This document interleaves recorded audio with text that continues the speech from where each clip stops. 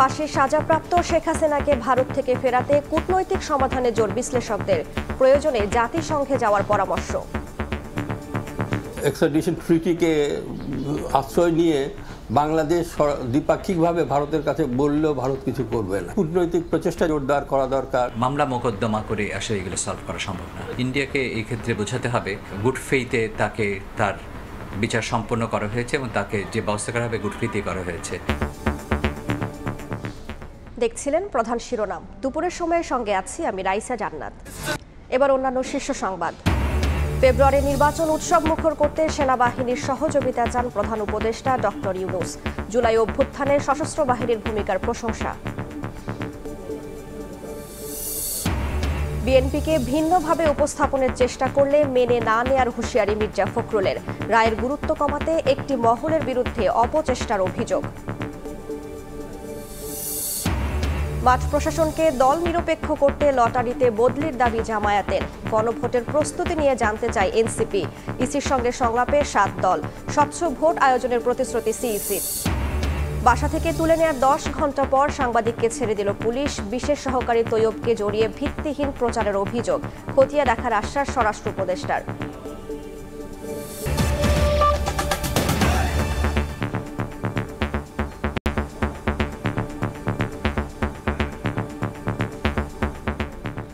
আশুলিয়ায় হত্যার পর 6 লাশ পোড়ানোর মামলায় ট্রাইব্যুনালে জবানবন্দি দিলেন আসামি থেকে রাজসাক্ষী হওয়া সাবেক এসআই আফজালুল হক। সাক্ষ্যে বলেন 5 আগস্ট বিকেল 4টায় ওসি সায়েদের নির্দেশনায় এএসআই বিশ্বজিৎ সহ কয়েকজন পুলিশ সদস্য এ হত্যাকাণ্ডে অংশ নেন। এরপর পেট্রোল ঢেলে পুড়িয়ে দেওয়া হয় মরদেহ। এ সময় শহীদ আহতদের কাছে ক্ষমা চান এসআই আফজালুল হক। বুধবার এই মামলায় গ্রেফতার আসামি পুলিশের সাব ইন্সপেক্টর আফজালুল হক ওই দিনের ঘটনার আদ্যপান্ত তুলে ধরে জবানবন্দি দেন ট্রাইব্যুনালে। বলেন 5 আগস্ট বিকেল 4টায় তৎকালীন ওসি সায়েদের নির্দেশনায় এএসআই বিশ্বজিৎ সহ কয়েকজন পুলিশ সদস্য এই হত্যাকাণ্ডে অংশ নেন। যখন শেখ হাসিনা পালিয়ে যান এই খবরটা পাওয়ার পরে ওসি সাহেব বাইরে ডিউটিতে ছিলেন, সায়েদ বা জায়েদ ভেতরে আসেন। ভেতরে এসে উনি ওনার ফোর্স এবং অফিসার এবং বাইরে থেকে যে ফোর্স আসছে তাদেরকে নিয়ে গেটের সামনে যান এবং ওই সময় ওনার নির্দেশে বিশ্বজিৎ, এএসআই এবং অন্য কয়েকজন যারা অন্য ইউনিট থেকে আসছে তারা গুলি করেছে। আসামি থেকে রাজসাক্ষী হওয়া আফজালুল হক আরও জানান 15 আগস্ট তিনি জানতে পারেন পিকআপে তোলা মরদেহগুলো পেট্রোল ঢেলে পুড়িয়ে ফেলা হয়। শহীদদের আত্মত্যাগ স্মরণ করে ক্ষমা চেয়ে বিবেকের তাড়নায় এই জবানবন্দি দিয়েছেন বলেও ট্রাইব্যুনালে জানান তিনি। তাদের মধ্যে যে পরামর্শটা উনি দেখেছেন, পরামর্শ দেখে উনি মনে করেছেন যে ভিন্ন কোনো পরামর্শ হচ্ছে এবং তার উপস্থিতি দেখে তাদের আলোচনা বন্ধ হয়ে যায় এবং তিনি একটু অসুস্থতা ফিল করেন এই মানুষ হত্যার ঘটনায়, তখন তিনি ভেতরে চলে যান। আশুলিয়ার লাশ পোড়ানোর এই মামলায় আসামি সাবেক এমপি সাইফুল ইসলাম সহ 16 জন, যাদের মধ্যে গ্রেফতার আছেন 8 জন আর এখন পর্যন্ত সাক্ষ্য দিলেন 23 জন। এ মাসেই শেষ হতে পারে এই মামলার সাক্ষ্য গ্রহণ। আফজাল হোসেন, সময় সংবাদ, ঢাকা। জুলাই আন্দোলনে মানবতা বিরোধী অপরাধে শেখ হাসিনা ও কামালকে মৃত্যুদণ্ড দিয়েছেন আন্তর্জাতিক ট্রাইব্যুনাল। রায় কার্যকর নিয়ে এখন সবচেয়ে বড় প্রশ্ন, ভারত থেকে পলাতকদের কিভাবে দেশে ফেরত আনা হবে। বাংলাদেশ ইন্টারপোলের মাধ্যমে গ্রেফতারি পরোয়ানা পাঠানোর পাশাপাশি বন্দি বিনিময় চুক্তিকে কাজে লাগানোর কথাও ভাবছে। তবে শেখ হাসিনা কামালকে ফেরাতে আইনি পথে হাঁটার পরিবর্তে কূটনৈতিক প্রচেষ্টা জোরদারের পরামর্শ বিশেষজ্ঞদের। আলামিন তুষারের report. We have decided to inflict her with only one sentence, that is sentence of death. July আন্দোলনে মানবতাবিরোধী অপরাধের দায়ে শেখ হাসিনার মৃত্যুদণ্ডের রায়ের পর সবথেকে বড় প্রশ্ন এর বাস্তবায়ন। এখানেই সামনে আসে কোন প্রক্রিয়ায় ফেরানো হবে তাকে। এর মধ্যে সাজাপ্রাপ্ত ভারতে পলাতক 2 আসামি শেখ হাসিনা এবং আসাদুজ্জামান খান কামালকে দেশে ফেরাতে গ্রেফতারি ও সাজা পরোয়ানা ইন্টারপোলের কাছে পাঠানোর ব্যাপারে ভাবছে বাংলাদেশ। এর বাইরেও ভারত ও বাংলাদেশের মধ্যে বন্দি বিনিময় চুক্তিকেও কাজে লাগানোর চেষ্টা হবে। তবে প্রতিবেশী এই দেশটির বর্তমান অবস্থান অনুযায়ী বলাই যায় তাদের ফেরত পাঠাতে খুব একটা রাজি নয় ভারত। সেক্ষেত্রে কি করতে পারে বাংলাদেশ? এক্সট্রাডিশন ট্রিটিকে আশ্রয় নিয়ে বাংলাদেশ দ্বিপাক্ষিকভাবে ভারতের কাছে বললেও ভারত কিছু করবে না। আমার বিবেচনায় বাংলাদেশের হাত পা খুব বাধা। কিন্তু ঢাকা বিশ্ববিদ্যালয়ের আন্তর্জাতিক সম্পর্ক বিভাগের সাবেক অধ্যাপক ডক্টর আকমল হোসেন মনে করেন, এক্ষেত্রে বাংলাদেশের উচিত জাতিসংঘের মতো আন্তর্জাতিক সংস্থার দ্বারস্থ হওয়া। এই বিষয়গুলোকে আমার মনে হয় আন্তর্জাতিকভাবে তুলে ধরা, বাংলাদেশের ভারতীয় জনগণের কাছে তুলে ধরা, কূটনৈতিক প্রচেষ্টা জোরদার করা দরকার, সহানুভূতিশীল মত তৈরি করা উচিত। সেক্ষেত্রে ভারতকে এই বিচারের স্বচ্ছতা বোঝাতে পারাকে বাংলাদেশের মূল চ্যালেঞ্জ হিসেবে দেখছেন সুপ্রিম কোর্টের জ্যেষ্ঠ এই আইনজীবী। তবে আইনিভাবে জোড়াজুড়ি নয়, বরং কূটনৈতিকভাবেই এই সমস্যার সমাধান করতে হবে বলেও মনে করেন তিনি। আইন কানুন বা মামলা মোকদ্দমা করে আসলে এগুলো সলভ করা সম্ভব না। ইন্ডিয়াকে এই ক্ষেত্রে বোঝাতে হবে গুড ফেইথে তাকে তার বিচার সম্পন্ন করা হয়েছে এবং তাকে যে ব্যবস্থা করা হবে গুড ফেইথে করা হয়েছে। যদিও স্বাভাবিকভাবে চুক্তি অনুযায়ী রাজনৈতিক বন্দীদের ব্যাপারে ভারতের দিকেই পাল্লা কিছুটা হেলে আছে বলে মনে হচ্ছে। তবে এই আইনজীবী মনে করছেন, হত্যা এবং গুমের মতো বিষয়ে সেটাকে রাজনৈতিকভাবে সংজ্ঞায়িত করবার সুযোগ নেই। মার্ডারের মতো অফেন্স হয়ে থাকে, ম্যানস্লটিং, কিডন্যাপিং, অ্যাবডাকশন, কি ইনসাইটমেন্ট টু মার্ডার, এগুলো কিন্তু পলিটিক্যাল নেচারের মধ্যে পড়বে না। সুতরাং it is not political in nature. কূটনৈতিকভাবে নিজেদের দুর্বল না ভেবে বাংলাদেশকে তার ভৌগোলিক অবস্থানের ভিত্তিতে বৈশ্বিকভাবে নিজেদের জায়গা করে নেওয়ার সময় চলে এসেছে বলেও মনে করছেন অনেকে। আল আমিন তুষার, সময় সংবাদ, ঢাকা। অন্য প্রসঙ্গ, জাতীয় নির্বাচন উৎসবমুখর করতে সেনাবাহিনীর সহযোগিতা চেয়েছেন প্রধান উপদেষ্টা ডক্টর মোহাম্মদ ইউনূস। সকালে ডিফেন্স সার্ভিস কমান্ড ও স্টাফ কলেজ কোর্সের গ্রাজুয়েশন সনদ বিতরণ অনুষ্ঠানে কথা বলেন তিনি। এ সময় জুলাই গণ অভ্যুত্থানে সেনাবাহিনী সঠিক সিদ্ধান্ত নিয়েছিল বলে মন্তব্য করেন প্রধান উপদেষ্টা। অনুষ্ঠানে কোর্স সম্পন্নকারীদের হাতে সনদপত্র তুলে দেন doctor Yunus. Defence service command ও স্টাফ কলেজের কোর্স 2025 গ্রাজুয়েশন সনদ বিতরণ অনুষ্ঠান অংশ নেন বাংলাদেশ সহ 23টি দেশের সামরিক বাহিনীর তরুণ অফিসার। বুধবার দুপুরে মিরপুর সেনানিবাসের ডিফেন্স সার্ভিস কমান্ড ও স্টাফ কলেজ অডিটোরিয়ামে গ্রাজুয়েশন সিরোমনিতে যোগ দেন প্রধান উপদেষ্টা ডক্টর মোহাম্মদ ইউনূস। কোর্স সম্পন্ন করা অফিসারদের হাতে তুলে দেন সনদ।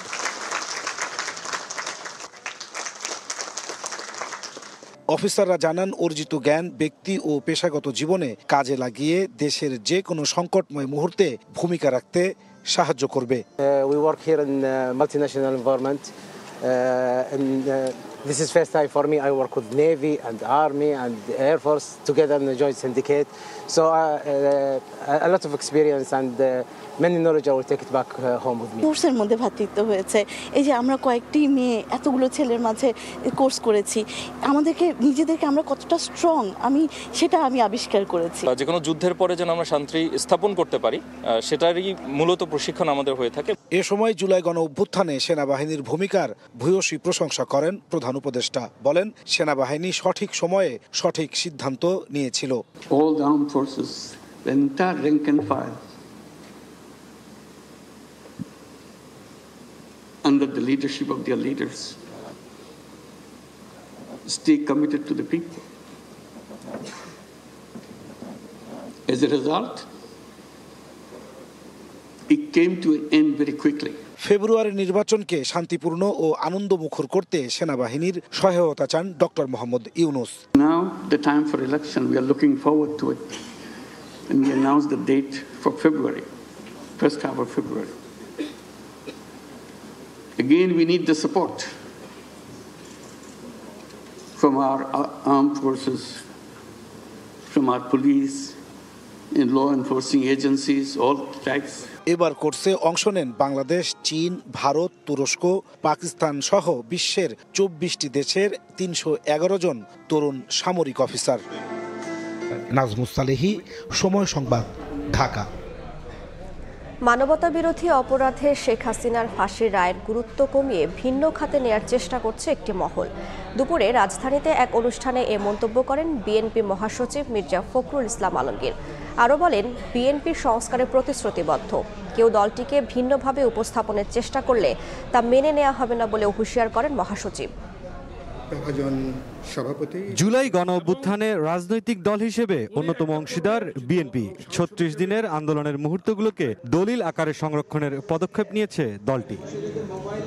24-এর গণ অভ্যুত্থানে বিএনপি গ্রন্থের মোড়ক উন্মোচন অনুষ্ঠান হয় গুলশানের একটি হোটেলে। যোগ দেন দলের মহাসচিব, স্থায়ী কমিটির সদস্যসহ যুগপৎ আন্দোলনের সঙ্গী রাজনৈতিক দলের নেতারা। এ সময় অন্তর্বর্তী সরকারকে সোজা পথে হেঁটে বিচার ও সংস্কারের সঙ্গে সুষ্ঠু নির্বাচন আয়োজনের দাবি জানান বিপ্লবী ওয়ার্কার্স পার্টির সাধারণ সম্পাদক। বাংলাদেশে আগামী নির্বাচন অনুষ্ঠান ছাড়া বাংলাদেশকে কোনোভাবেই রক্ষা করা যাবে না।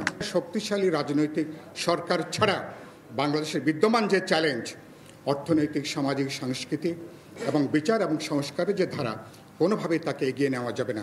আলোচনায় বিএনপি স্থায়ী কমিটির সদস্যরা বলেন, আধিপত্যবাদ মেনে না নেয়া বাংলাদেশ ঐক্যবদ্ধ থেকে নির্বাচনের চ্যালেঞ্জও উতরে যাবে। আমরা কিন্তু এখনো কঠিন সময় দাঁড়িয়ে আছি। যে দাঁড়ানোটা হলো আমাদের মানুষের সত্যিকারের একটা দেশের সুশাসন প্রতিষ্ঠা করা, যা কিনা আমাদের আগামী নির্বাচনের মধ্য দিয়ে আমরা যেটা সম্ভব করতে পারি। এই বাংলার মানুষ কিন্তু পরাক্রমশালী মুঘল সম্রাটদের যে আধিপত্য, সে আধিপত্য কিন্তু বারবার অস্বীকার করেছে। আবু সাইদ যে গুলির মুখে বুক পেতে সাহসিকতার সঙ্গে বলেছিল, তুমি গুলি করো আমার বুকে, কিন্তু আমি আধিপত্য মেনে নেব না। বিএনপি মহাসচিব বলেন, মানবতা বিরোধী অপরাধের রায়ের গুরুত্ব কমিয়ে ভিন্ন খাতে নেওয়ার চেষ্টা করছে একটি মহল। সংস্কার নিয়ে বিএনপিকে ভিন্ন চিত্রায়নের চেষ্টা মেনে নেওয়া হবে না বলেও জানান তিনি। একদিকে ফ্যাসিস্ট হাসিনার মানবতা বিরোধী অপরাধের জন্য রায় দেওয়া হচ্ছে, অন্যদিকে দেখি মব ভায়োলেন্স চলছে। আমি তো মনে করি যে ওই রায়ের যে গুরুত্ব, সেটাকে কমিয়ে দেওয়ার জন্য একটা বিশেষ মহল ভিন্ন খাতে বিশ্ব দৃষ্টিকে নেওয়ার জন্য এই কাজগুলো করে। বন্ধুগণ, আগামী দিনে গণতন্ত্রকে শক্ত ভিত্তি দিতে সকলকে ঐক্যবদ্ধ থাকার আহ্বান জানান বিএনপি মহাসচিব। আমরা কিছুতেই সেটা। মুরসালিন হক জুনায়েদ, সময় সংবাদ, ঢাকা। নির্বাচন সামনে রেখে জামায়াত, এনসিপি সহ 7টি দলের সঙ্গে সংলাপ করেছে নির্বাচন কমিশন। এ সময় প্রশাসনকে দল নিরপেক্ষ করতে লটারির মাধ্যমে ডিসি-এসপি বদলির দাবি জানিয়েছে জামায়াত। এদিকে গণভোট নিয়ে ইসির প্রস্তুতি ও বাস্তবায়ন প্রক্রিয়া জানতে চেয়েছে এনসিপি। আর কেন্দ্রে ভোটার আনতে দলগুলোর কাছে সহযোগিতা চেয়েছেন প্রধান নির্বাচন কমিশনার। জাতীয় নির্বাচনের প্রস্তুতি নিয়ে আলোচনার জন্য রাজনৈতিক দলগুলোর সঙ্গে সংলাপ করছে নির্বাচন কমিশন। বুধবার প্রথম পর্বে অংশ নেন জামায়াত, এনসিপি সহ 7টি দলের নেতারা। সংলাপের শুরুতেই বক্তব্য রাখেন প্রধান নির্বাচন কমিশনার এএমএম নাসিরউদ্দিন। বলেন, সুন্দর নির্বাচনের জন্য শুধু আচরণবিধি প্রস্তুত থাকলেই হবে না, প্রতিপালনও করতে হবে দলগুলোকে। একই সঙ্গে কেন্দ্রে ভোটার আনতে দলগুলোর কাছে সহযোগিতা চান তিনি। আমরা একটা আচরণবিধি ফাইনাল চূড়ান্ত করেছি, এটা ফাইনাল অ্যাপ্রুভ হয়েছে, অনুমোদিত আচরণবিধি। আপনাদের সহযোগিতা চাওয়া, আপনারা সবাই, শুধু নির্বাচন কমিশন একা নয়, আপনারা সবাই কিন্তু জাতির কাছে ওয়াদাবদ্ধ একটা সুন্দর, ক্রেডিবল, গ্রহণযোগ্য নির্বাচন নিশ্চিত করার জন্য। পরে রাজনৈতিক দলের প্রতিনিধিরা একে একে নিজেদের দাবি তুলে ধরেন। আচরণবিধি সংশোধনের প্রশ্নে সবাই একই সুরে কথা বলেন। আচরণবিধি খুঁজে তো পাওয়া যায় না। Who will impose the punishment? আপনার এই আচরণবিধিতে নাই কোথাও। জবাবদিহিমূলক একটা ভারসাম্য, ক্ষমতার ভারসাম্যপূর্ণ সমন্বয় ব্যবস্থা, সেখানে প্রতিষ্ঠান খুব গুরুত্বপূর্ণ। এ সময় নির্বাচন সামনে রেখে প্রশাসনকে দল নিরপেক্ষ করতে লটারির মাধ্যমে ডিসি-এসপি বদলির দাবি জানান নেতারা। এছাড়া গণভোট নিয়ে ইসির প্রস্তুতি ও বাস্তবায়ন প্রক্রিয়াও জানতে চায় দলগুলো। ইলেকশন কমিশনের সময় দেখেছি যে তফসিল ঘোষণার পরই একদিনে, এক রাতে সব ডিসি, এসপি, পুলিশ সুপারদেরকে রদবদলের ঘটনা ঘটেছে, যাতে কিন্তু আস্থা রেখেছে, কমপ্লেন ছিল না। এইরকম একটা সিদ্ধান্ত না নিলে এখন যা হচ্ছে, এটা কিন্তু একটা পরিকল্পিত একটা ইন্টেনশন, এটা কিন্তু করা হচ্ছে। ইলেকশনে বড় একটি বিষয় রয়েছে হলো গণভোট। গণভোট কি প্রক্রিয়া হবে, কিভাবে আপনারা এটা বাস্তবায়ন করবেন, এই সুনির্দিষ্ট নীতিমালা আমরা কবে পাবো, কবে আমরা প্রচারণা করতে পারবো, সেই বিষয়ে আপনারা আজকে আমাদের একটু জানাবেন। দেশের বিদ্যমান পরিস্থিতিতে জাতীয় পার্টি সহ 14 দলীয় জোটকে সংলাপে আমন্ত্রণ জানানো নিয়ে সংশয়ে সাংবিধানিক প্রতিষ্ঠানটি। কাউসারা চৌধুরী, কুমু, সময় সংবাদ, ঢাকা।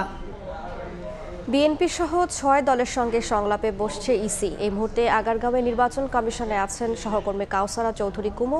সরাসরি চলে যাচ্ছে তার কাছে। কমিশনের রাজনৈতিক দলগুলোর সঙ্গে ধারাবাহিক সংলাপের চতুর্থ দিনের দ্বিতীয় পর্ব শুরু হয়েছে। এই পর্বে আসলে অংশ নিয়েছেন রাজনৈতিক 6টি দলকে আমন্ত্রণ জানানো হয়েছিল এবং 6টি দলের মধ্যে সকলেই অংশ নিয়েছেন। এসেছেন বিএনপি, গণ অধিকার পরিষদ সহ যে 4টি দল রয়েছে প্রত্যেকটি দলেরই প্রতিনিধিরা অংশ নিয়েছেন। আমরা দেখেছি যে বিএনপির স্থায়ী কমিটির সদস্য আব্দুল মঈন খানের নেতৃত্বে তাদের প্রতিনিধি দল উপস্থিত হয়েছেন, গণপরিষদের নেতৃবৃন্দরাও এসেছেন। এর আগে সকালে 7টি দলকে আমন্ত্রণ জানায় নির্বাচন কমিশন। জামাত, এনসিপি সহ গণ অধিকার পরিষদ সহ তারা প্রত্যেকেই অংশ নেন এবং নিজেদের দাবি দাওয়া তুলে ধরেন। বিশেষ করে আচরণবিধি নিয়ে তারা বিভিন্ন রকম সংশয় প্রকাশ করেছেন। বলেছেন যে নির্বাচন কমিশন যে আচরণ বিধিমালায় পরিবর্তন করেছে, যে নতুন সংযোজন বিয়োজন করেছে, সেখানে সুনির্দিষ্ট তাদের ভিত্তি নেই। তারা প্রতিপালনের জন্য বারবার বক্তব্য দিচ্ছেন, বারবার কথা বলছেন, কিন্তু প্রতিপালন করতে যে রাজনৈতিক দলগুলো বাধ্য, এই বাধ্যতামূলক কোনো কাজে তাদের দৃশ্যমান কোনো আইনে দৃশ্যমান কোনো লিপিবদ্ধতা নেই, যার কারণে তারা নানা রকম সমালোচনা করেছেন। একই সাথে তারা বলেছেন যেহেতু তফসিলের মাত্র আর কদিন বাকি, মানে রোডম্যাপ অনুযায়ী, নির্বাচনের ঘোষিত রোডম্যাপ অনুযায়ী, সেক্ষেত্রে তারা বলছেন ইতিমধ্যে অবৈধ অস্ত্র উদ্ধারের কাজ চলছে বলে জানিয়েছেন। তবে বৈধ অস্ত্র কিভাবে করে তারা জমা রাখবেন সে বিষয়ে সুনির্দিষ্ট একটা পরিকল্পনার কথা বলেছেন। তারা বলেছেন যে যেহেতু সরকার বলেছে জাতীয় নির্বাচনের পাশাপাশি গণভোটের একই দিনে গণভোট হওয়ার কথা, সেই গণভোট নির্বাচন কমিশনের প্রস্তুতি কী ধরনের প্রস্তুতি নিয়েছেন সে সম্পর্কে তারা জানতে চেয়েছেন। বিশেষ করে এনসিপি এবং জামায়াত এই দুটো দল গণভোটের উপরে জোর দিয়েছেন এবং নির্বাচন কমিশনকে দ্রুততার সাথে দেশবাসীকে জানাতে বলেছেন তাদের গণভোটের প্রস্তুতি কতদূর বা কোন উপায়ে তারা আসলে ভোটের প্রস্তুতিতে আগাচ্ছেন, এই বিষয়টি নিয়েও আলোচনা হয়েছে। একই সাথে তারা বলছেন যে লেভেল প্লেয়িং ফিল্ড নিশ্চিত করা সহ নানা রকম দাবি উঠে এসেছে। বিশেষ করে তারা বলছেন যে নির্বাচন কমিশনের একটি বিষয়কে সকলে সাধুবাদ জানিয়েছেন যে একই মঞ্চে সব রাজনৈতিক দলই তাদের প্রতিটি আসনে সব রাজনৈতিক দল তাদের ইস্তেহার ঘোষণা করবেন। তবে এটি বাধ্যতামূলক করলে আরও ভালো হতো বলেও মনে করছেন রাজনৈতিক দলগুলো।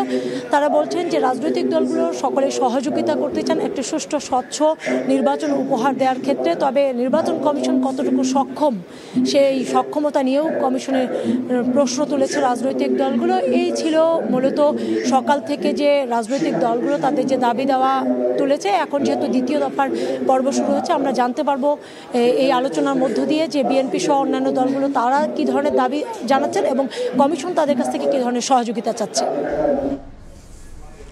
সরাসরি যুক্ত ছিলাম আগারগাঁওয়ে নির্বাচন কমিশনে। গভীর রাতে বাসা থেকে সাংবাদিককে তুলে নেয়ার 10 ঘন্টা পর ছেড়ে দিয়েছে পুলিশ। এর সঙ্গে বিশেষ সহকারী ফয়েজ আহমদ তৈয়বকে জড়িয়ে ভিত্তিহীন প্রচারণার অভিযোগ তুলেছে তথ্য প্রযুক্তি মন্ত্রণালয়। সচিবালয়ে আন্তঃ মন্ত্রণালয় সভা শেষে স্বরাষ্ট্র উপদেষ্টা জানান সাংবাদিককে তুলে নেয়ার ঘটনাটি খতিয়ে দেখা হবে। বিজয় দিবস উদযাপন নিয়ে তিনি জানান কোনো নিরাপত্তা শঙ্কা নেই, এবারও হচ্ছে না প্যারেড। দৈনিক ভোরের কাগজের অনলাইন এডিটর মিজানুর রহমান সোহেলকে গভীর রাতে বাসা থেকে তুলে নেয় ঢাকা মহানগর গোয়েন্দা পুলিশের একটি দল। বিষয়টি নিয়ে শুরু হয় আলোচনা সমালোচনা। আটকের 10 ঘন্টা পর বুধবার স্ত্রীর জিম্মায় সোহেলকে বাসায় পৌঁছে দেয় ডিবি। এই ঘটনার সঙ্গে প্রধান উপদেষ্টার বিশেষ সহকারী ফয়েজ আহমদ তৈয়বকে জড়িয়ে কয়েকটি অনলাইন নিউজ পোর্টালে খবর ছড়িয়ে পড়ে, যাকে ভিত্তিহীন প্রচারণা বলে বিবৃতি দিয়েছে তথ্য প্রযুক্তি মন্ত্রণালয়। বিবৃতিতে বলা হয় সাংবাদিক সোহেলের সঙ্গে বিশেষ সহকারীর ব্যক্তিগত বা পেশাগত কোনো সংশ্লিষ্টতা নেই। অসত্য তথ্য প্রচার করে জনমনে বিভ্রান্তি তৈরি হচ্ছে। এটা আশা করি খুব তাড়াতাড়ি আমরা। পুলিশের দাবি সাংবাদিকের মোবাইল ফোন নম্বরটি একটি সংবেদনশীল জায়গায় ব্যবহার করা হয়েছিল, তা যাচাই করতেই তাকে ডেকে আনা হয়েছিল। আটক কথা ঠিক নয়। আটকের বিষয়টা সঠিক নয়। এখানে একটা তথ্য যাচাই বাছাইয়ের জন্য ওনাকে আনা হয়েছিল। সংবেদনশীল একটা বিষয়ে ওনার ফোন নাম্বারটা ব্যবহার করেছিল কে বা কারা, এগুলো আমরা আমাদের দৃষ্টিতে আসে এবং এটা তদন্তের এক পর্যায়ে ওনার এই বিষয়গুলো যাচাই বাছাই করার জন্য আনা হয়েছিল। পরবর্তীতে সকালবেলা তাকে তার বাসায় পৌঁছে দেওয়া হয়েছে। সচিবালয়ে আন্তঃমন্ত্রণালয় বৈঠক শেষে স্বরাষ্ট্র উপদেষ্টা জানান গভীর রাতে সাংবাদিককে বাসা থেকে তুলে নেওয়ার বিষয়টি খতিয়ে দেখা হবে। শুনলাম, আমি ইনভেস্টিগেশন করার পর হয়তো আমি জানতে পারি, এটা আমি আগে দেখবো। বিজয় দিবস উদযাপন নিয়ে উপদেষ্টা জানান, নিরাপত্তা শঙ্কা না থাকলেও এবারও হচ্ছে না প্যারেড।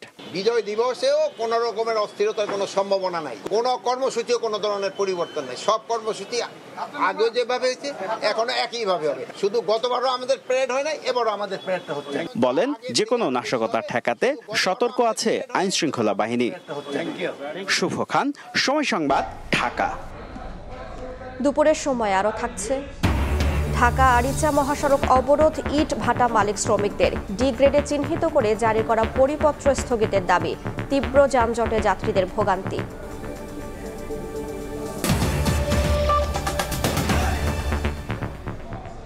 বিএনপির ভারপ্রাপ্ত চেয়ারম্যান তারেক রহমানকে সামাজিক যোগাযোগ মাধ্যমে কটূক্তি করায় ঢাকার সাইবার ট্রাইব্যুনালে মামলার আবেদন করা হয়েছে। অভিযোগের নথিপত্র পর্যালোচনা করে পরে আদেশ দেওয়া হবে বলে জানিয়েছেন আদালত। অভিযোগপত্রে বলা হয়, গেল 15 নভেম্বর দলের এক সমাবেশে ভার্চুয়ালি যোগ দেন তারেক রহমান। এ সময় গণভোটের চেয়ে আলুর ন্যায্য মূল্যের বিষয়ে মন্তব্য করেন তিনি। এই মন্তব্যের পরিপ্রেক্ষিতে কন্টেন্ট ক্রিয়েটর শাহিন মাহমুদ তারেক রহমানের বুলেট প্রুফ গাড়ি কেনার বিষয়ে ফেসবুকে কটূক্তি করেন বলে উল্লেখ করা হয় মামলার আবেদনে। বাদীপক্ষের আইনজীবীর অভিযোগ, নির্বাচনের আগে তারেক রহমানের ভাবমূর্তি ক্ষুণ্ণ করার উদ্দেশ্যে এমন কাজ করা হচ্ছে। রাজধানীর পল্লবী যুবদলের সদস্য সচিব গোলাম কিবরিয়া হত্যায় সরাসরি জড়িত সন্ত্রাসী পাতা সোহেল ও সুজনকে গ্রেফতার করেছে র্যাব 4। সাভার ও টঙ্গী এলাকায় অভিযান চালিয়ে তাদের গ্রেফতার করা হয়। কিবরিয়া হত্যা মামলায় পাতা সোহেল ওরফে মনির হোসেন 2 নম্বর আসামি। গ্রেফতার সুজনের নাম এজাহারে না থাকলেও তদন্তে তার সম্পৃক্ততা পাওয়ার পর তাকে গ্রেফতার করা হয়। পাতা সোহেল ও সুজনের নামে রাজধানীর বিভিন্ন থানায় হত্যাসহ বিভিন্ন মামলা আছে। এ নিয়ে এই মামলায় 3 জন গ্রেফতার হলো। সমুদ্রপথে ইতালি যাওয়ার সময় লিবিয়ায় মাফিয়ার গুলিতে মারা গেল 3 বাংলাদেশি। তারা সবাই মাদারীপুরের বিভিন্ন গ্রামের বাসিন্দা। এই ঘটনায় পরিবারে চলছে শোকের মাতম। দালালের দৃষ্টান্তমূলক শাস্তির দাবি স্বজন ও এলাকাবাসীর। আর অভিযোগ পেলে আইনগত ব্যবস্থার কথা জানিয়েছে পুলিশ। শাহাদাত আকনের ছবিতে সঞ্জয় কর্মকার, অভিজিতের রিপোর্ট। সমুদ্র পথে ইতালি যাওয়ার সময় মাফিয়াদের গুলিতে প্রাণ গেল 3 যুবকের। সন্তানের মৃত্যুর খবরে পরিবারে শোকের মাতম। ইতালি যাওয়ার উদ্দেশ্যে গত 8 অক্টোবর বাড়ি ছাড়েন মাদারীপুরের আদিত্যপুর গ্রামের ইমরান খান। সরাসরি ইতালি পৌঁছে দেবে এমন শর্তে মানব পাচার চক্রের সদস্য শিপন খানের সঙ্গে চুক্তি হয় 22 লাখ টাকায়। তবে ইমরানকে লিবিয়ায় আটকে নির্যাতন করে পরিবার থেকে বাড়তি 18 লাখ টাকা আদায় করা হয়। সবশেষ 1 নভেম্বর ইঞ্জিন চালিত নৌকায় ইতালির উদ্দেশ্যে যাত্রা করলে ভূমধ্য সাগরে মাফিয়ার গুলিতে মারা যান ইমরান। মঙ্গলবার এই খবর পায় পরিবার।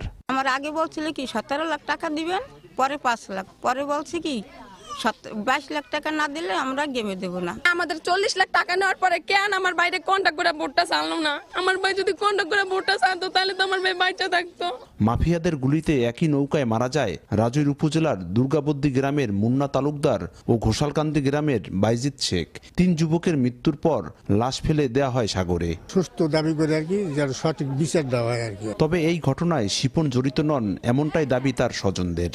আরে দেশে বিদেশ বাহিরে তো যায়, আরো নতুন তোর জানে আরো লোক যায় বিভিন্ন ধরনের, কিভাবে কি হয়েছে এটা তো আমরা বলতে পারিনি। এদিকে লিখিত অভিযোগ পেলে আইনগত ব্যবস্থা নেওয়ার কথা জানায় পুলিশ। ভুক্তভোগীর পরিবার যদি আমাদের আইনি সহায়তা চায়, মামলা করে, সেই ক্ষেত্রে আমরা আইনগত ব্যবস্থা নেব।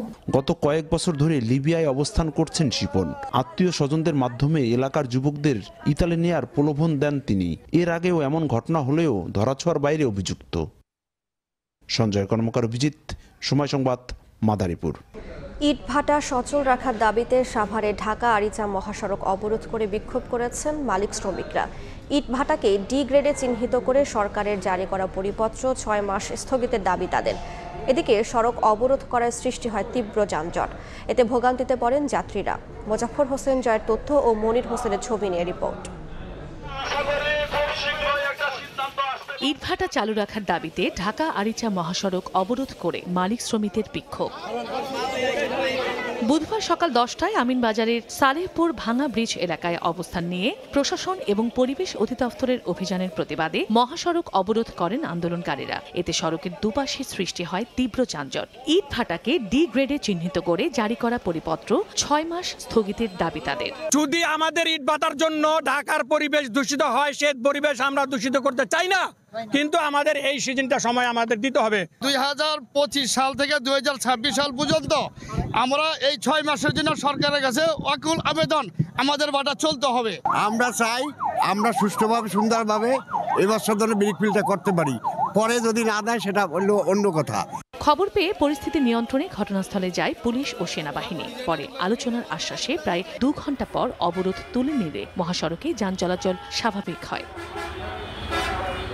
গত 17 আগস্ট 106টি ইটভাটা বন্ধের সিদ্ধান্তে পরিপত্র জারি করে সরকার।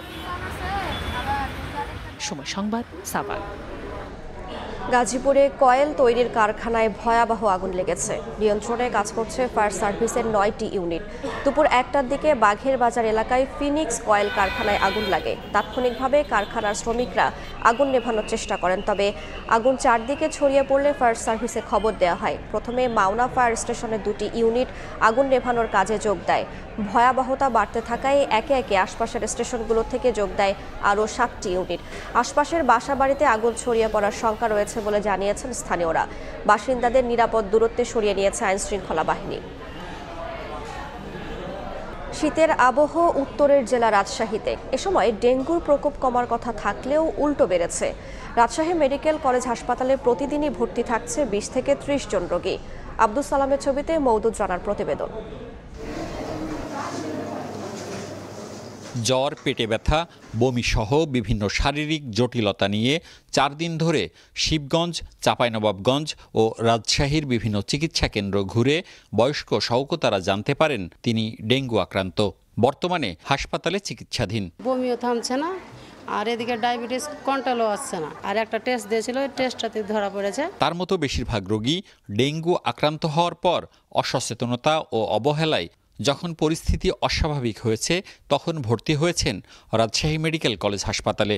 চলতি মাসের প্রথম 2 সপ্তাহে এ হাসপাতালে চিকিৎসা নিয়েছেন 30 শিশুসহ 334 জন। চলতি মাসে 3 এবং এবছর মারা গেছেন 17 জন। রাজশাহী ও আশেপাশের এলাকা এবং ঢাকা থেকে সংক্রমিত হয়েছেন রোগীরা। আমার সমস্যা জ্বর আর শরীরের ব্যথা। আমি পরীক্ষা নিরীক্ষা করার পর আমার এই ডেঙ্গু ধরা পড়েছে। ক্লিনিকে দেখানোর পরে ওখান থেকে ঢাকা মেডিকেল দেখাইছিলাম। তারপর ওখানে একটু পজিটিভ পাওয়ার পরে এখানে আবার ওখান থেকে চলে আসছি। এখানে 3 দিন বাসায় দেখেছি, তারপর বৃহস্পতিবারে আউটডোরে নিয়ে এসেছি। লিয়ানা ডাক্তার দেখানোর পরে ওরা টেস্ট দিয়েছে। টেস্টগুলোর মধ্যে আবার শুক্রবার ছিল, শনিবারে এসে রিপোর্ট দেখায় ডাক্তারে ভর্তি দিয়েছে। চিকিৎসকদের ভাষ্য, জলবায়ু পরিবর্তনের সঙ্গে খাপ খাইয়ে নিতে মশার ধরনগত পরিবর্তন হয়েছে।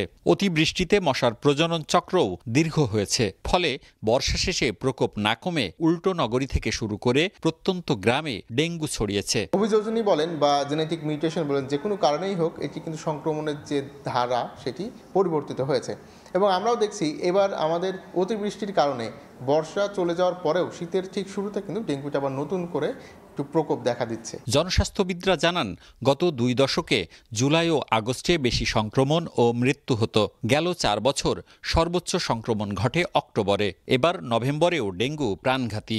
এজন্যে মশক নিধনে নিষ্ক্রিয় কর্মসূচি, পরিকল্পনার অভাব, জনসাধারণের অসচেতনতা ও অবহেলাকে দায়ী করছেন তারা। যেটা হচ্ছে, রোগীগুলো আসছে দেরি করে, এই ওয়ার্নিং সাইটটা তারা ইগনোর করার জন্যে যখন স্টাবলিশ শক হয়ে যায়, সিভিয়ার শক হয়ে যায়, তখন বিভিন্ন অর্গান ফেল করতে শুরু করে, কিডনি ফেল করতে শুরু করে, লিভার ফেল করে, ব্রেনের সমস্যা হয়, হার্টের সমস্যা হয়।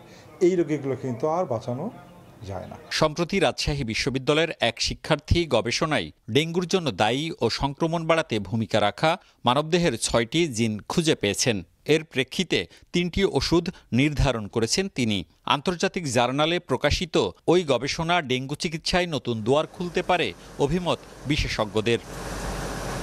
মওদুদ রানা, সময় সংবাদ, রাজশাহী।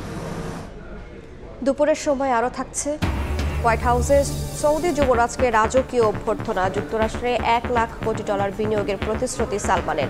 রিয়াদকে গুরুত্বপূর্ণ মিত্র ঘোষণা ট্রাম্পের।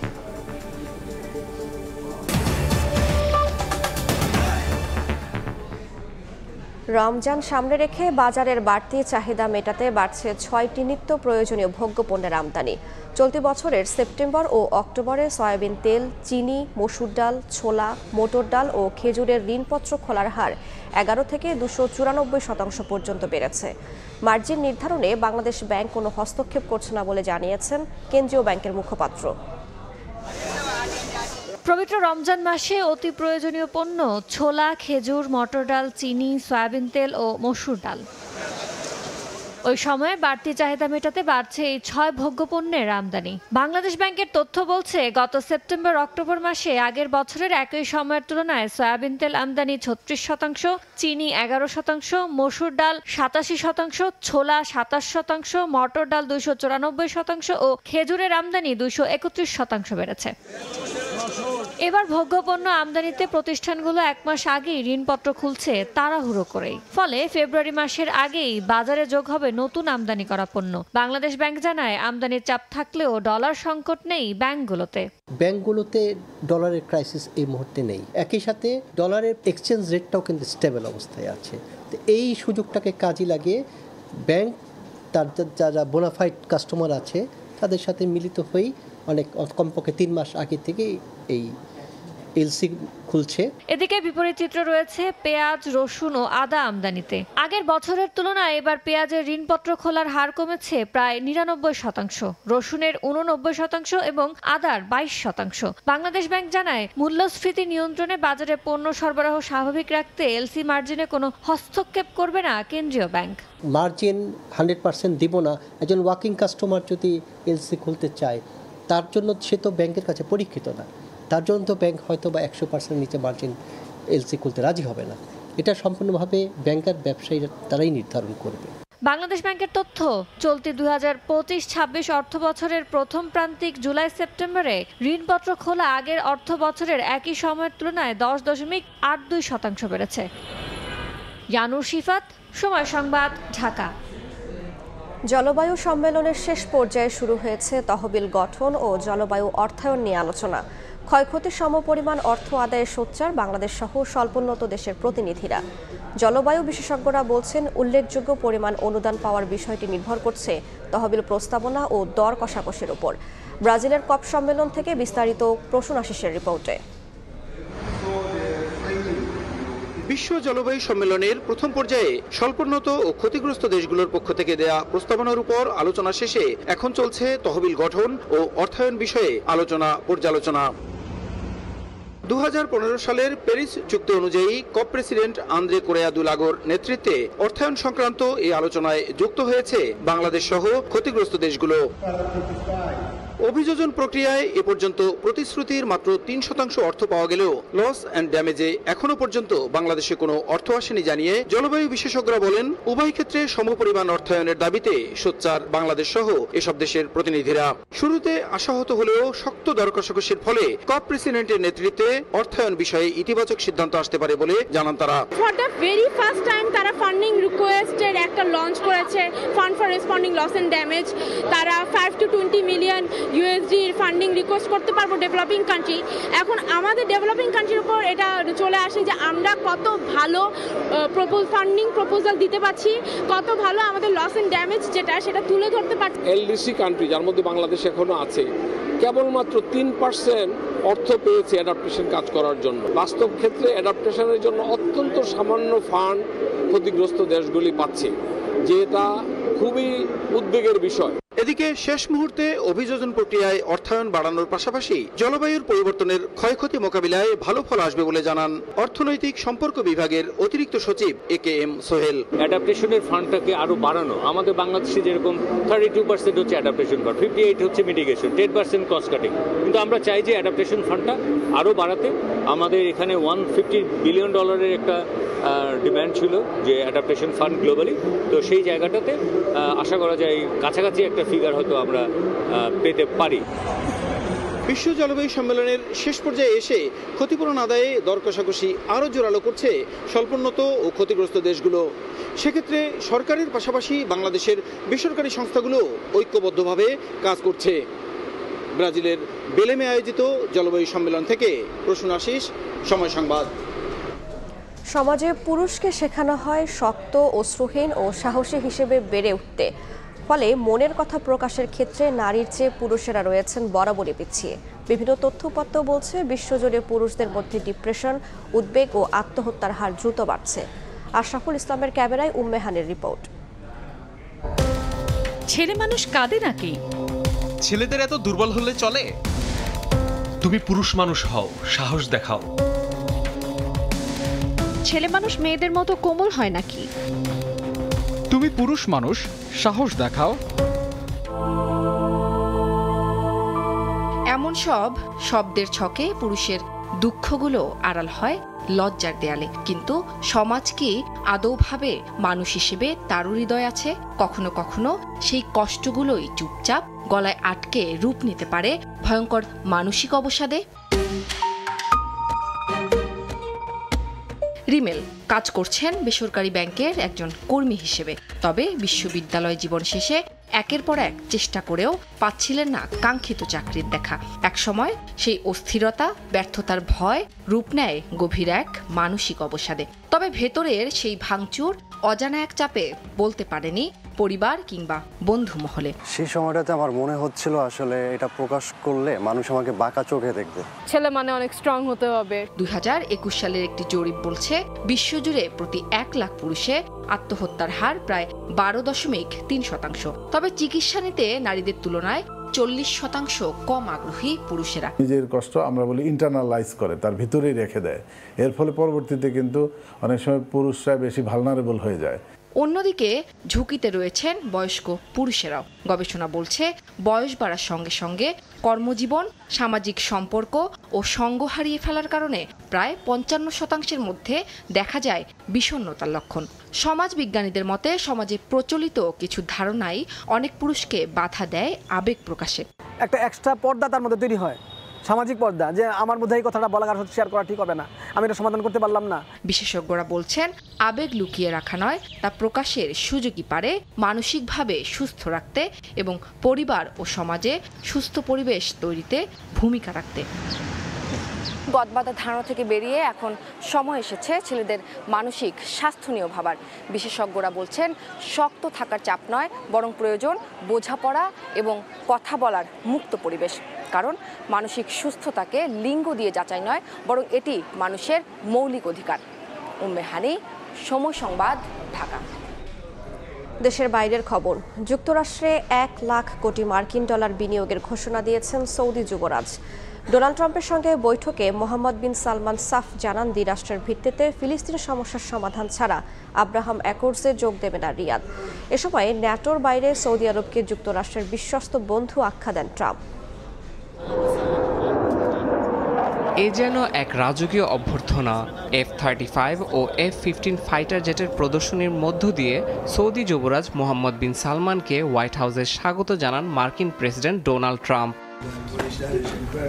ওভাল অফিসে ক্রাউন প্রিন্সের সঙ্গে বৈঠকে যুক্তরাষ্ট্রের সৌদির বিনিয়োগ $6,000 কোটি থেকে $1 লাখ কোটি বাড়ানোর অনুরোধ করেন ট্রাম্প, যা তাৎক্ষণিকভাবে মেনে নেন প্রিন্স সালমান। দুই দেশের মধ্যে নতুন কৌশলগত প্রতিরক্ষা চুক্তি সইয়ের পর রিয়াদের কাছে F-35 যুদ্ধবিমান বিক্রির ঘোষণা দেন মার্কিন প্রেসিডেন্ট। সৌদি আরবকে ন্যাটোর বাইরে প্রধান মিত্র ঘোষণা করেন ট্রাম্প। তেলের দাম কমলেও সৌদি এই বিনিয়োগ বজায় রাখতে পারবে কিনা সাংবাদিকদের এমন প্রশ্নের জবাবে এমবিএস জানান, যুক্তরাষ্ট্রকে খুশি করতে ভুয়া প্রতিশ্রুতি দিচ্ছেন না তিনি। সাংবাদিক জামাল খাশোগি হত্যাকাণ্ড নিয়ে প্রশ্ন তোলেন সাংবাদিক। এই সময় সৌদি যুবরাজের পক্ষ নিয়ে ট্রাম্প দাবি করেন প্রিন্স সালমান এই হত্যাকাণ্ড সম্পর্কে কিছুই জানতেন না। এই বিষয়ে এমবিএস জানান, কারো জীবন বিনা কারণে চলে যাওয়া অত্যন্ত বেদনাদায়ক এবং এই হত্যাকাণ্ডকে একটি বড় ভুল হিসেবেও আখ্যা দেন তিনি। ফিলিস্তিন ইস্যুতে দ্বিরাষ্ট্রভিত্তিক সমাধান হলে রিয়াদ আব্রাহাম চুক্তির অংশ হবে বলেও জানান সৌদি যুবরাজ। এছাড়া গাজা পুনর্নির্মাণে সহায়তার কথাও জানান তিনি। পরে ক্রাউন প্রিন্সের সম্মানে নৌশভোজের আয়োজন করেন ট্রাম্প। মোহাম্মদ বিন সালমানের সঙ্গে আয়োজনে যোগ দেন ধনকুবের ইলন মাস্ক, তারকা footballer Cristiano Ronaldo, FIFA president সহ আরও অনেকে। ইয়াসিন মোহাম্মদ জিসান, সময় সংবাদ। এই মুহূর্তে মিরপুর শেরি বাংলা জাতীয় ক্রিকেট স্টেডিয়ামে আছেন রিপোর্টার সাব্বির মিথুন। সরাসরি চলে যাচ্ছি তার কাছে।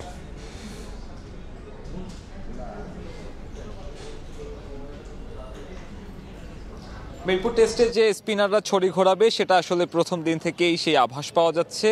আয়ারল্যান্ডের যে স্পিনার ম্যাকব্রাইন, সেই ম্যাকব্রাইন অলরেডি আসলে 4টা উইকেট তুলে নিয়েছে। তার 5-5টাও হয়তো সম্ভবত আজকের দিনের মধ্যেই কমপ্লিট হয়ে যাবে এবং এই ম্যাকব্রাইনের 4 উইকেটই কিন্তু বাংলাদেশ দলের এখন পর্যন্ত টোটাল উইকেট হারানোর সংখ্যাটা। এবং এখন পর্যন্ত বাংলাদেশ টপ অর্ডারের মধ্যে মমিনুল এবং মুশফিক যতটুকু প্রতিরোধ করার চেষ্টা করেছিলেন, তাও কিন্তু কিছুক্ষণ আগে মমিনুলের বিদায়ে সেই পার্টনারশিপে ভাঙন ধরেছে।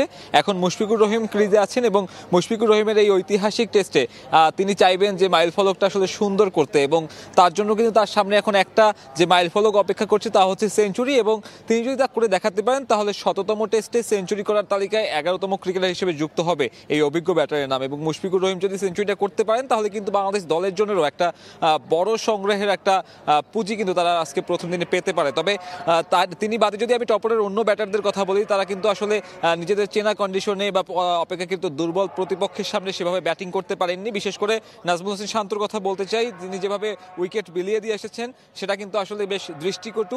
কারণ একজন ক্যাপ্টেনের কাছ থেকে আসলে ওই ধরনের মোমেন্টে যে ধরনের দায়িত্বশীল ইনিংসের প্রত্যাশা ছিল সেটা কিন্তু সে পূরণ করতে পারেননি। তার পাশাপাশি 2 ওপেনারও আসলে আজকে বড় রানের ইনিংস খেলতে ব্যর্থ। এরপরে মমিনুল যখন একটা প্রতিরোধ করার চেষ্টা করছিলেন তখন কিন্তু সেই প্রতিরোধ বেশি দূর এগোয়নি এবং মুশফিককে আসলে রেখেই তিনি কিন্তু কিছুক্ষণ আগে নিজের উইকেট বিলিয়ে দিয়ে এসেছেন। এবং ওই একইভাবে ম্যাকব্রাইনের দখলে কিন্তু 4র্থ শিকার টাইগার শিবিরের। এখন মুশফিকুর রহিম দিনের বাকি যে কয়টা ওভার রয়েছে, অর্থাৎ আরও একটা সেশনের মতন তিনি পাচ্ছেন, সেখানে কিন্তু তার টিকে থাকার উপরে ডিপেন্ড করবে আসলে মিরপুর টেস্টে বাংলাদেশের ভাগ্যটা কোন দিকে যায়, সেই সাথে তার সেঞ্চুরির একটা সুযোগ। আমার কাছে হোম অফ ক্রিকেট থেকে মিরপুর টেস্ট নিয়ে এখন পর্যন্ত এই ছিল সবশেষ। সরাসরি যুক্ত ছিলাম মিরপুর শেরেবাংলা জাতীয় ক্রিকেট স্টেডিয়ামে। এ পর্যায়ে শীর্ষ সংবাদগুলো জানিয়ে দিচ্ছি আরেকবার। জামায়াত এনসিপির পর বিএনপি সহ 6 দলের সঙ্গে সংলাপে ইসি। লটারিতে বদলি চান পরোয়ার। দলকে ভিন্নভাবে উপস্থাপনের চেষ্টা মেনে না নেয়ার হুঁশিয়ারি মির্জা ফখরুলের। এবং গাজীপুরের কয়েল কারখানায় ভয়াবহ আগুন, নিয়ন্ত্রণে কাজ করছে ফায়ার সার্ভিসের 9 ইউনিট। আশপাশের বাসিন্দাদের নিরাপদে সরিয়ে নিয়েছে আইন শৃঙ্খলা বাহিনী।